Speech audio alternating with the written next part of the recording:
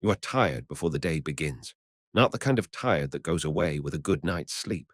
The kind that lives in your hands, your back, your knees. The kind that has been there since you were old enough to follow your father into the field.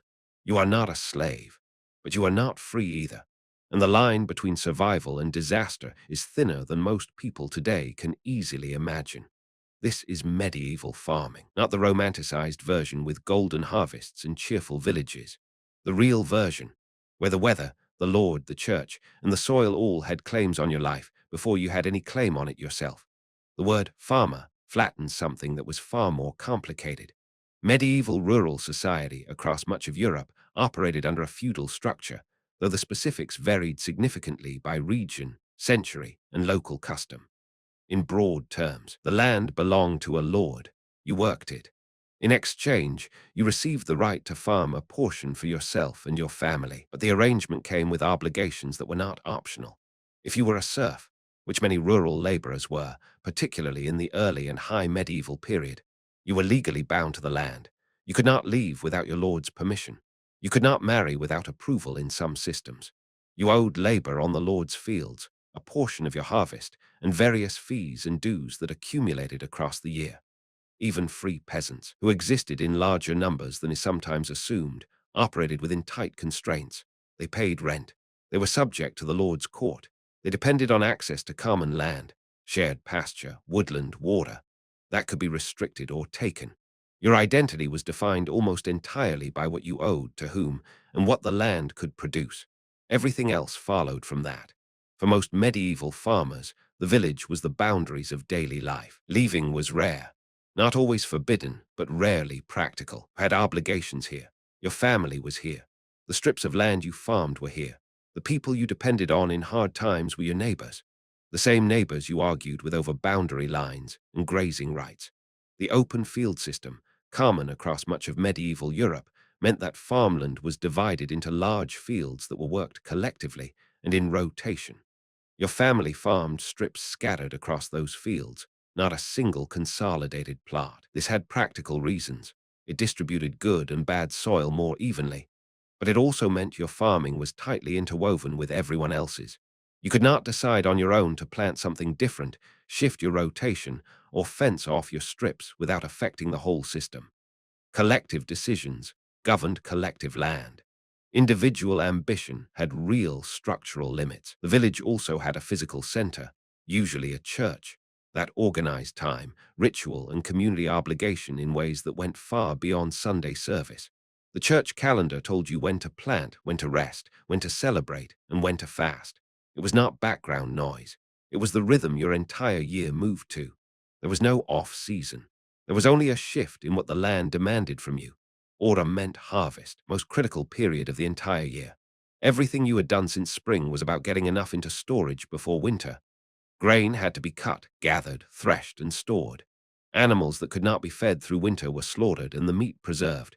This was not a choice. Feed was too scarce to carry excess animals through the cold months. Winter was not rest. It was maintenance, repair, and preparation. Tools were fixed. Buildings were patched.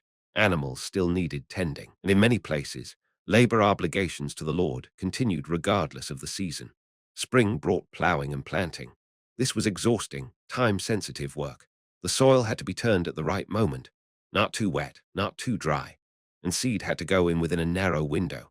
A late frost, a week of rain at the wrong time, or a dry spell when seedlings needed water could damage an entire season's work before it had barely begun.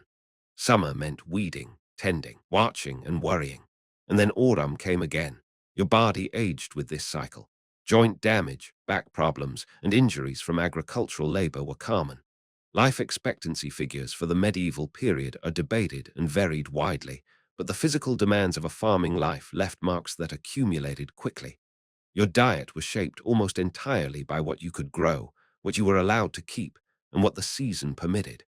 Bread was the foundation. In most of northern and western Europe, grain, wheat, rye, barley, oats, depending on the region and soil, formed the bulk of the peasant diet. The bread was often dark, dense, and coarse by modern standards. In hard years, grain might be stretched with other material to make it go further. Vegetables from a kitchen garden added variety: beans, peas, onions, leeks, cabbages. These were not luxuries. They were essential calories. Dairy, eggs, and occasionally small amounts of meat rounded out the diet in better seasons. What you were not eating, for the most part, was the deer, boar, or large game from the surrounding forest. Hunting rights were tightly controlled by the nobility across much of medieval Europe. Poaching was not just frowned upon, it carried serious legal consequences. The animals in the Lord's forest were not yours, even if you could see them from your field. Famine was not a distant concept. Bad harvests happened.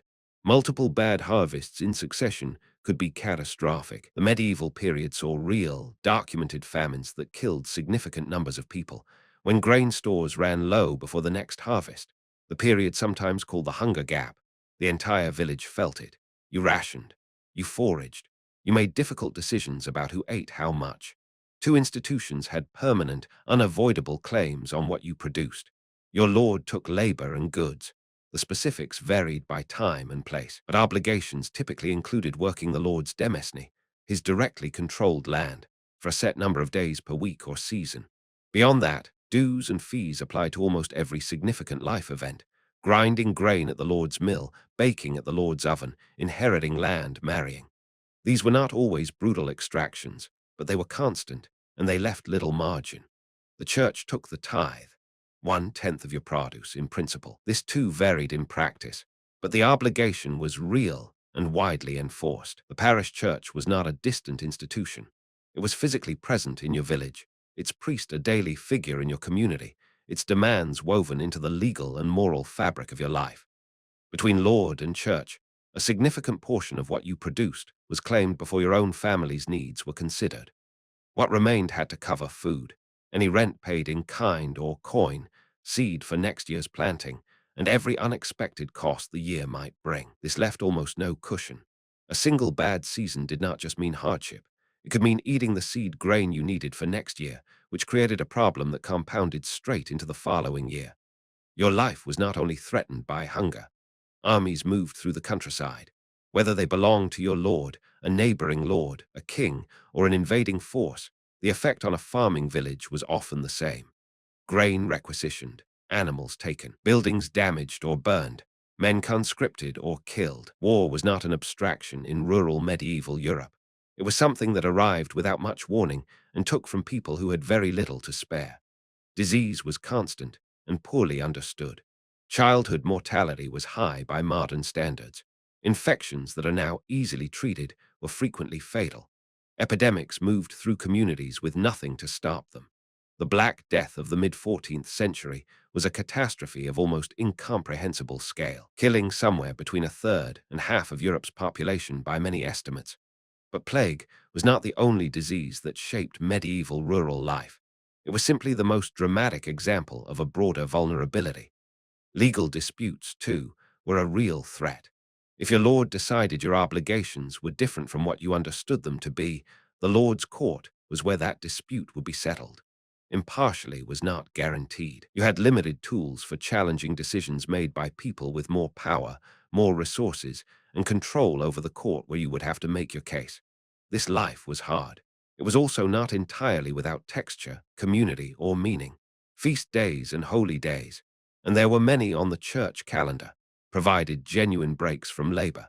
Village festivals, seasonal celebrations, and communal gatherings gave people a social life that was real and important, even if it existed within a constrained world.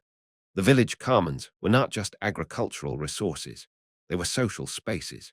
Shared decisions about common land created genuine communal governance at the local level, even within a feudal structure.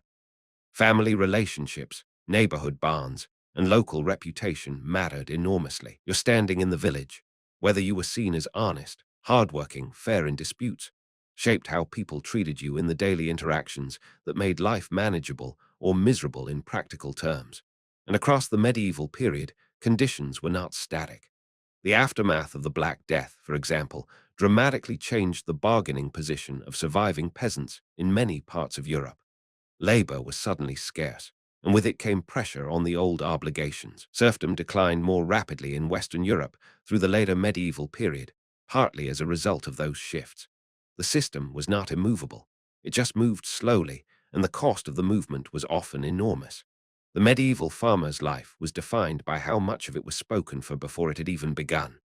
Your land, your labor, your time, your harvest.